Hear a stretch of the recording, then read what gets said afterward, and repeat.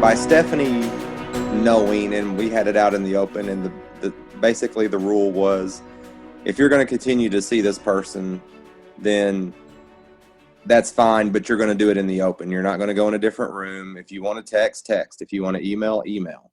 But we're not going to have this going behind closed doors and having secret conversations. Okay. And as the other person found that out, you kind of saw a shift in their personality. Mm-hmm. All of a sudden, it wasn't all great and hunky-dory, and they weren't super all the time. They weren't constantly pleasant. You started seeing the real person come out, mm-hmm. which in turn really took the attractiveness away. I guess it was a harsh reality that the grass wasn't greener. It was actually going to be worse. Yeah. I'm glad you had that experience. We've got some more questions. I'm going to go through this. Okay. So when the betrayed partner, the one who's been cheated on, is highly emotional and skeptical about trusting everything the one who cheated on them says and does, should the one who was unfaithful continue to share all the details about the affair, even if it causes major emotional issues and concern? And so I can summarize that again. They're asking, like, should I keep talking about the affair and answering questions when I see that it can really make the one I cheated on, the one I hurt, really upset? Should I keep doing it even when it causes like a lot of emotional reactions?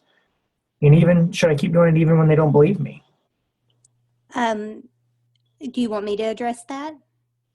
Yeah, Stephanie.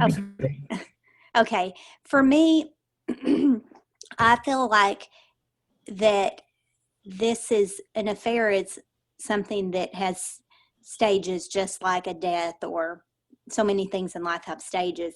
And these emotions have to get out. And it's very hard. That was one of the hardest things for us, is Anthony he wanted to share things with me, but when he did, I would get upset. And he sometimes would say, I just can't tell you anymore because you get so upset. And it hurt him, because every time I would get upset, then that guilt and shame of what he had done washed over him. He knew he had hurt me. It was difficult for him. But I will say that it was one of the most valuable things for us, because I think it's part of the process that has to happen. I do think at a point, like I mentioned earlier, I think at a point you've asked enough questions, at a point you've shared enough. There's details that you need to share. You need to be truthful about anything your spouse asks. I took a stance where I ask a lot of questions, but at a point I stopped asking them, because I knew that there would be repetition. I knew that I finally got to a place where I don't know if satisfied's the right word, but I was at a place where I knew I could move forward. I knew enough. Our marriage was going to be repaired. It was going to take time. And if I didn't stop digging, I wouldn't heal. So at a point, you do have to kind of say, okay. But I think the person, in our situation, the betrayed spouse, myself, I was the one who decided when enough was enough with the details. And so maybe it's each individual couple's, obviously it's an individual situation for each couple, but I would say the spouse who's been betrayed might be the one to call that. I also did get to a point where I controlled my emotions better. Once I saw hope that we were going to stay together, I saw hope that Anthony was actually actively working on repairing the damage and us moving forward, it became much easier for me to control my emotions. Okay. So hopefully that's helpful. Yeah, that makes a lot of sense. Anthony, what would you say to somebody who's saying, should I keep answering these questions? Because it seems like it's not helping the one I hurt heal. Well, so I think there's two sides to that. One, from the person that's trying to repair the trust, I think you have no choice but to answer truthfully. I mean, the worst thing you could do now is try to spare the feelings and, your spouse finds out later that when you were supposedly trying to repair everything, you were still not telling the full truth, is the wrong thing to do. Yeah. I mean, so I think as long as you're in that process where you're growing and you're trying to repair things, you've got to answer, you've got to be truthful, you got to answer every question that's asked. The other side of that coin is the person asking the questions is the only one that knows the real motive, because if the motive behind it is to continue to cause pain and hurt the person by throwing it back in their face, I think then you're doing as much damage to building the trust as the person that had the affair. Mhm. That's important. That's important. So you can kind of use it as a way to punish somebody. Yes. And then you're creating, lack of trust. You're not helping them trust you and help them, heal. Let me ask you this as a follow-up question to that. What if this person is still holding secrets? And so this person's saying the reason I would keep asking questions over and over and becoming emotional was that because the story kept changing over and over again. And so obviously that would create more and more pain. Yes. And so I mean, and I think that's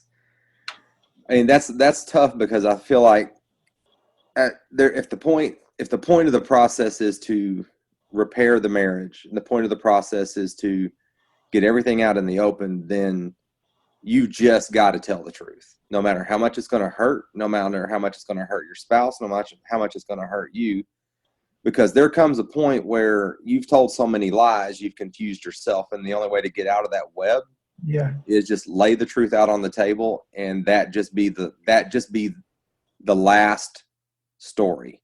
Yeah. The truth, because having been there, you truly do get to a point where even in your own mind, you're confused about what story was true at times. You've told so many lies to cover a lie, to cover a lie, to cover a lie. And that I remember being at a point where I, honest to goodness, wasn't sure what the truth was. And it might be a minute detail, but there comes a point where it's just time to just say, here's the story beginning to end. Here's everything that happened, and just get it out of your mind. And then once that's out there, if you've told the truth, there is no more changing.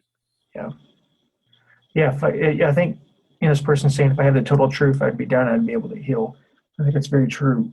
This is our last question for tonight. This is a person whose husband is been involved in a limerent affair and hasn't been willing to end it. The spouse knows about it. I believe they're not separated. The parents know about the affair. The husband of the affair partner doesn't know about it yet. And so kind of the question is would you advise somebody, a couple in this type of situation, to take some time apart or stay under their same roof before the affair ends? I mean, on our end of the situation, I really don't think that would have helped. I think the one thing over time that helped me personally was knowing that Stephanie wasn't going to give up. She was going to fight tooth and nail, and she was going to be there no matter what. Again, I was in a situation where I was looking for anything that I could have used for reasoning and rationale to make a decision. And at that point, that's why I don't think telling the other person's spouse would have helped our situation, because to me, that would have been Stephanie doing something she said she wasn't going to do. And I mean, so for me, I was looking for any justification. And the way that it helped me was the fact that she stayed true to who she was. She continued to support our household and our marriage. She never threw in the towel on it. She never really forced me to be aggressive or anything of that nature. She just stayed true to her personality, and it just continued to show me her character and continued to show me that everything she said was true, which in turn continued to make her grow in my eyes and grow back into my heart. And from my perspective, the one big factor that kept me from telling him to leave our home was I knew that if he wasn't at least coming home to our home at night, and would have that time with me, I would have no opportunities to the rebuild a connection emotionally with him. I would have not had opportunities to show him love and to try to rebuild affection. All those things look a lot different when you're in the middle of an affair, different than how our affection and peaceful home and love look today, but they're necessary because I had to make those deposits with him to start building back up, for him to see me as the most important person in his life again, and to move this affair partner out. So for me, keeping him in our home was a major way to do that.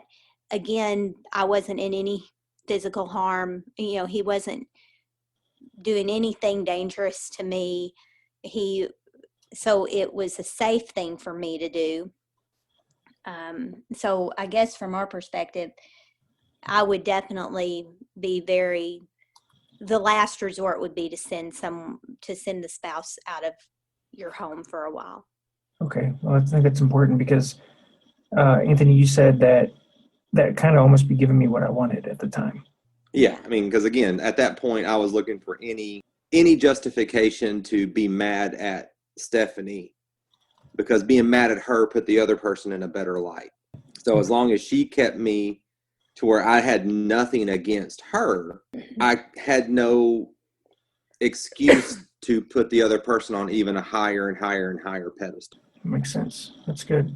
That's good. I hope that's helpful. Usually when people separate, they have about a 13% chance of reconciliation. And so I'm not really a big proponent of separation, because the odds are so low for reconciling. So I'm not a big proponent of that. We do have one final question. I missed it. It came into a different chat box. And this is a question for both of you, and then there's one for Stephanie. So the question for both of you is, how long can we talk about the affair, and when is enough enough? It's been so many months that he won't talk about it for my own good that I feel stumped. And can Steph say how long it was before she said she wasn't going to ask anymore? I guess it was, oh my. And I can break that question down if I need to. Probably. I think, for the second part of it, how long before I just really quit asking questions was probably 9 months to a year. Now, we were in counseling during that time too, so some questions were brought, because of counseling and us discussing things, but in our everyday life, I would say 9 months to a year before I just quit asking things. And then, what was the first part of the question again? How long can we talk about the affair, and when is enough enough? Well, I think you talk about it as long as you need to talk about it. I mean, and I know there's no magic number to put on that. Like she said, we talked about it off and on. I mean, there are still times today that it'll come up because of situations that arise. But the talking about it's different. I mean, I think enough's enough when it's doing no good anymore. Yeah. When you're just talking about it because not to say that's what it is, but when there's just a lull in the conversation, that's not the topic to go to. Yeah. As long as there's information, as long as it's helping both people in some form or fashion, I think you talk about it as long as you need to continue to grow and get better. We did take lots of breaks, Yes. though. I will say, through that whole 9 months to a year, we would sometimes say on a Friday evening when we got home from work, this isn't until Monday morning, we are not talking about the affair. And it was weird to say that, but it was a relief at times too, because sometimes Anthony just didn't need to be drilled. He didn't need me to ask a question for the 1000th time, just asking it a different way to be sure he didn't answer it different. And then sometimes I just needed to not focus on that. And we found that was very healthy, to just take breaks.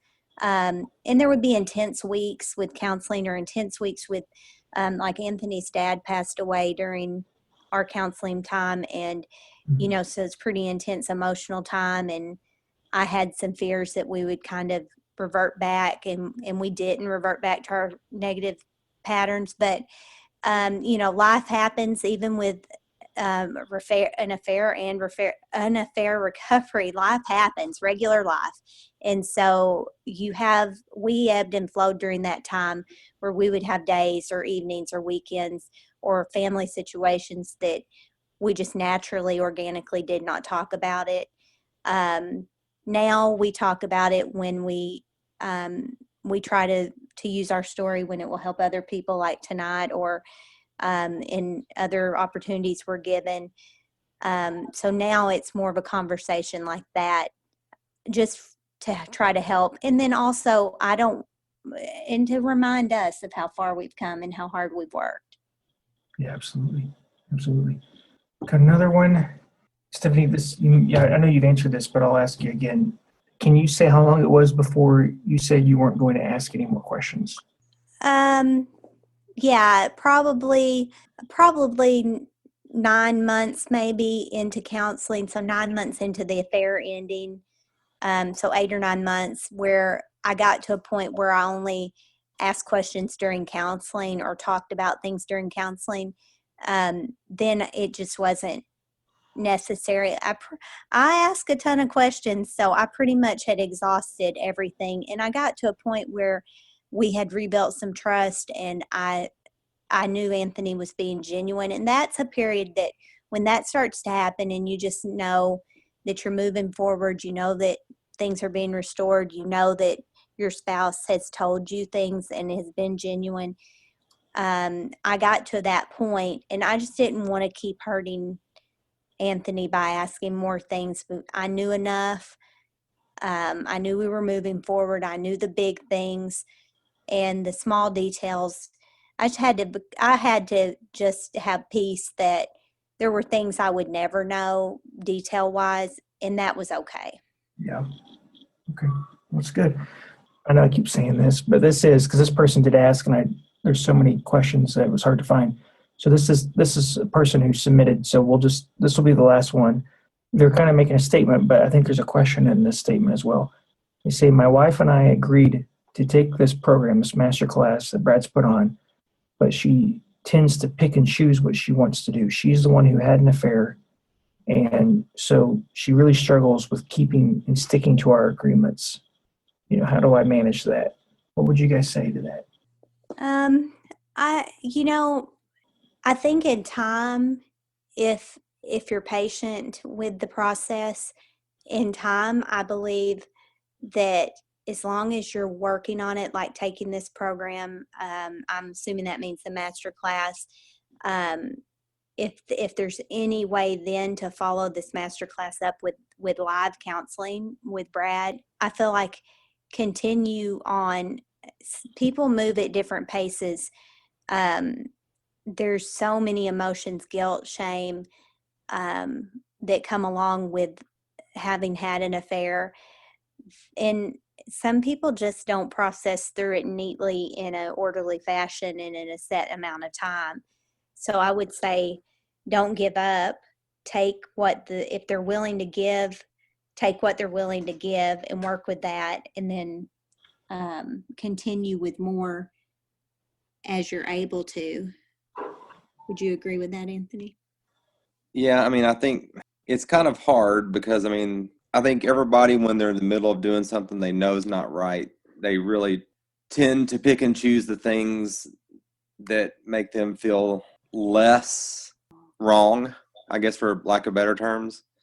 But if they're agreeing to do anything in a forward projection, then they're still interested. They're still considering. I know from my end of things, I wasn't willing to spend the time, the energy, or the money on something if I really wasn't invested. So agreeing to go to counseling at first, I dodged things. I avoided certain topics. I still had some secrets, but I was willing to go to the counseling. And my wife, knowing me the way she did, knew that was a sign that I was still committed to our relationship. So I think you just got to focus on the positive. The fact that the master's counseling class is something they're willing to do shows that they still have an interest in the relationship. Over time, if you're the spouse that's been cheated on, over time, if you continue to show that you're willing to forgive and that you're willing to work as well, over time, those walls will come down and things will get more open and transparent and move in a more positive direction more rapidly. That's good. Okay, that's good. I appreciate all of you guys for attending the masterclass. And of course, Stephanie and Anthony, I want to thank you guys for your time tonight, being so generous, because you're just going through something like this is so life-changing and terrible. So thank you for sharing your wisdom and your experience. I think you guys had some great answers that were really spot on. And it's really great for me as somebody who's worked with you guys to see, you guys are still going strong. You're still doing great. So I'm really happy about that. Thank you for having us and allowing us to be able to Yeah, share no our problem. story. I'm glad you guys were so willing to share. My little kiddo is about to walk in here. It's such a needed topic. It's one thing to talk to me, who's a marriage counselor who helps couples through it, but it's another to hear from you guys. And so thank you very much.